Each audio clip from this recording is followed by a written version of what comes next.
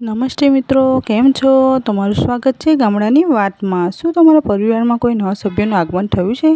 તો આજે હું તમને જણાવીશ કે તમે કેવી રીતે સરળતાથી રાશન કાર્ડમાં નવું નામ ઉમેરી શકો છો।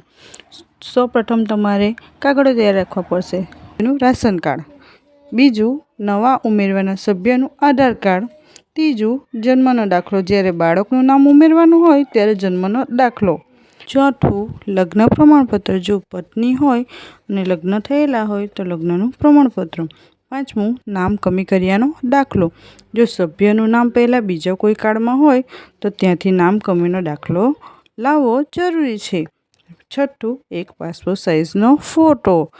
હવે આ કામગીરી કરવા માટે તમારે ક્યાં જવું? ગ્રામ પંચાયત કચેરી વીસી પાસે, અને શહેરમાં ઝોન ઓફિસમાં અથવા જનસેવા કેન્દ્રમાં, તાલુકા કક્ષાએ મામલતદાર કચેરી પુરવઠા શાખામાં તમે કોન્ટેક્ટ કરી શકો છો।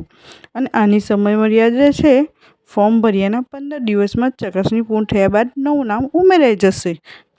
જો આ માહિતી તમને ઉપયોગી લાગી હોય તો વિડીયોને લાઇક કરજો અને તમારા મિત્રો કે સગા સંબંધીઓ સાથે શેર કરજો, જેથી તેમને પણ મદદ મળી રહે। આવી જ ઉપયોગી અને સરકારી યોજનાઓની માહિતી માટે અમારી ચેનલને સબસ્ક્રાઈબ કરવું ભૂલતા નહીં। વિડીયો જોવા બદલ આપનો ખૂબ ખૂબ આભાર। મળીએ છીએ આગલા વિડીયોમાં, ત્યાં સુધી આવજો।